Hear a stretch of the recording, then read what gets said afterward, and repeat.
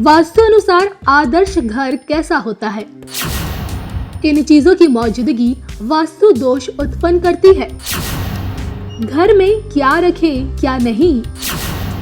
तरक्की, दौलत, शोहरत कैसे पाएं?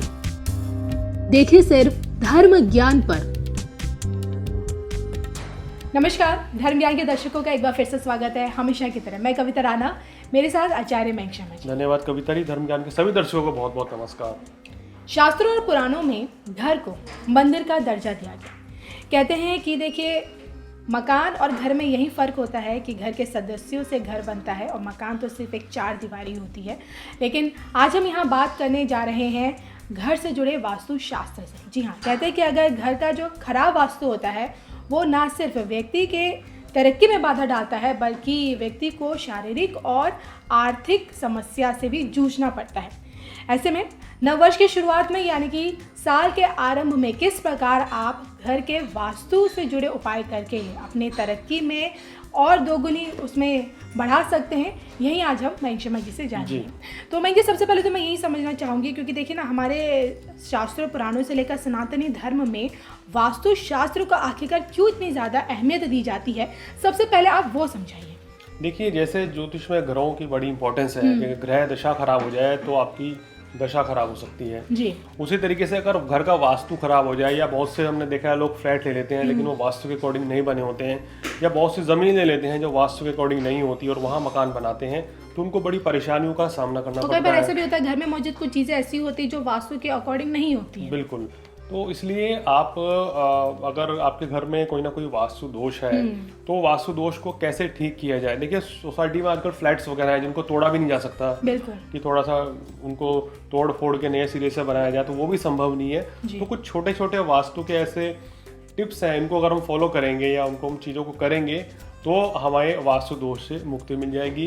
देखिए, हमारे जो भारतीय संस्कृति है, ज्योतिष शास्त्र में वास्तु को बड़ी अहमियत दी गई है जी। और वास्तु के अनुसार अगर सब चीज़ें वास्तु के अनुसार घर में हो तो सुख समृद्धि की वृद्धि रहती है। अगर वास्तु सही नहीं है घर का, तो चाहे ग्रह दशा सही भी क्यों ना चल रही हो, जब भी आप घर में आते हैं तो नेगेटिविटी रहती है, मन अशांत रहेगा, वाद विवाद ही पारिवारिक सदस्यों में आपस में हो जाएगा, पति पत्नी में परस्पर सामंजस्य की स्थिति नहीं रहेगी, और जो आपके संतान है उनकी सेहत ठीक नहीं रहेगी, या उनको शिक्षा में भी बाधा आएगी। ज़्यादातर लोग मैंने देखा है कि वास्तु को पहले फॉलो नहीं करते थे, हालांकि अब तो सभी लोग वास्तु के अकॉर्डिंग मकान भी बनवाते हैं और वास्तु विधि को दिखाकर वास्तु का नक्शा भी तय करते हैं। तो वास्तु अगर घर का खराब हो तो आपको आर्थिक, मानसिक और शारीरिक कष्ट झेलना पड़ता है, बिजनेस में भी लॉस हो जाता है, या धन टिकता नहीं है घर पे। और सबसे बड़ी बात यह है कि घर के लोग भी जो हैं वो बीमार रहते हैं। तो आज हम दर्शकों को कुछ वो टिप्स देंगे, ये फॉलो करेंगे तो इससे आपका घर का वास्तु दोष भी दूर होगा और आपका स्वास्थ्य भी अच्छा रहेगा और सभी घर के सदस्यों में आपस में प्यार भी बना रहेगा। और देखिए, कहते हैं ना कि परिवर्तन ही प्रकृति का नियम है। और देखिए, जब नया साल लग रहा है तो ऐसे में हर कोई चाहता है कि उसके लाइफ में बदलाव आए। देखिए ना, जब हम ये सोचते हैं कि हमारे जीवन में बदलाव आए तो हम अपने घर में भी बदलाव करते हैं, घर की कुछ सेटिंग्स को बदलने की कोशिश करते हैं ताकि कुछ हमें नयापन लगे।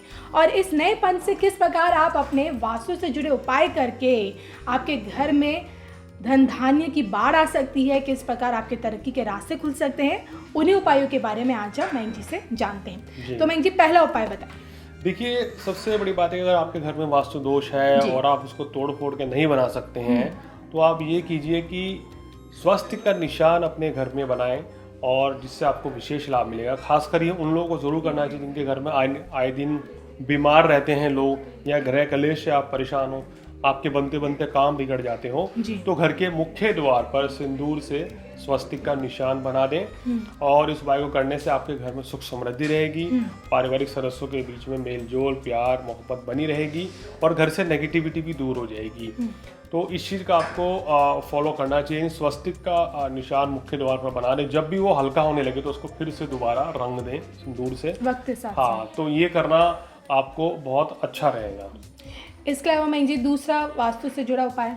देखिए, इसके अलावा ये है कि जैसे हमने देखा कि लोग अपने घर पे मछली लाकर मछली का घर में लगाते हैं, मछली घर में पालते हैं, एक्वेरियम बनाते हैं। तो अगर ये तैरती हुई मछली अगर आप अपने घर में लाते हैं या लगाते हैं, उसकी कोई चित्र लगाते हैं या मछली घर में लाके रखते हैं एक्वेरियम में, तो वो बहुत ही शुभ रहता है। उससे क्या रहता है कि सुख समृद्धि का संकेत मानेंगे, धन धान्य की कभी कमी नहीं रहती है और घर का वास्तु दोष भी दूर हो जाता है। घर में कहना चाहिए प्रोस्पेरिटी भी बनी रहती है और नेगेटिविटी हर तरह की ये दूर करती है, तैरती हुई मछली जी। इसके अलावा मयंक जी बताइए। इसके अलावा अगर आप घर में नियमित रूप से प्रातःकालीन नहाने के पश्चात अगरबत्ती जलाएंगे तो इससे घर में पॉजिटिविटी आती है। साथ साथ कपूर भी जलाएं आप, इसको कपूर को जलाने से कहते हैं कि नकारात्मक ऊर्जा घर से बाहर जाती है। अगर आपके घर में कोई घर का बड़ा या बुजुर्ग बीमार चल रहा है तो घर के सभी कोने में अगरबत्ती और कपूर जलाएं तो आपको उसका विशेष लाभ मिलेगा। इसके अलावा दूसरी बात यह है कि जिन घरों में साफ सफाई बहुत ज़्यादा रहती है और प्रतिदिन पूजा पाठ होता है, हनुमान चालीसा का जाप होता है, भगवान शिव की आराधना होती है, लक्ष्मी जी की पूजा होती है, तो वहाँ पर वास्तु दोष नहीं रहता है और सुख समृद्धि बनी रहती है। तो इसलिए अक्सर अपने घर पर साफ सफाई का विशेष ध्यान रखें। साफ सफाई डेली होना बहुत ज़रूरी है घर में, अन्यथा नेगेटिविटी रहती है और घर में वास्तु दोष हो जाता है। जैसे आप देखते हैं कई घरों में कई बार घर के पंखे बड़े गंदे हो जाते हैं या मकड़ी के जाले घर में होते हैं, उनको तुरंत हटा रहे हैं क्योंकि मकड़ी का जाला जो है बहुत बड़ी नेगेटिविटी का साइन होता है। अगर ये घर में रहता है तो नकारात्मक ऊर्जा कभी नहीं जाएगी। इसलिए अपने घर को हमेशा साफ सुथरा रखें। सुबह प्रातःकालीन ही झाड़ू लगाएं, शाम के समय कभी भी झाड़ू इत्यादि लगाने का प्रावधान नहीं होना चाहिए। बहुत से लोग हमने देखा है फ्लैट्स में रह रहे हैं तो जहाँ मंदिर है उसकी लगती हुई दीवार से वो झाड़ू या पोछा कोई सामान रखते हैं या बाहर कोई कूड़ा इत्यादि रहता है, तो वो भी नहीं होना चाहिए। तो इस चीज़ का आपको विशेष ध्यान रखना चाहिए। साथ ही साथ जो साउथ फेस मकान में लोग रहते हैं जिनको बड़ी समस्या रहती है, दक्षिण मुखी मकान में आपको क्या करना चाहिए, घर के मुख्य द्वार पर पंचमुखी हनुमान जी की तस्वीर लगाइए तो बड़ी शुभ रहेगी और ये मंगलवार के दिन लगाएं।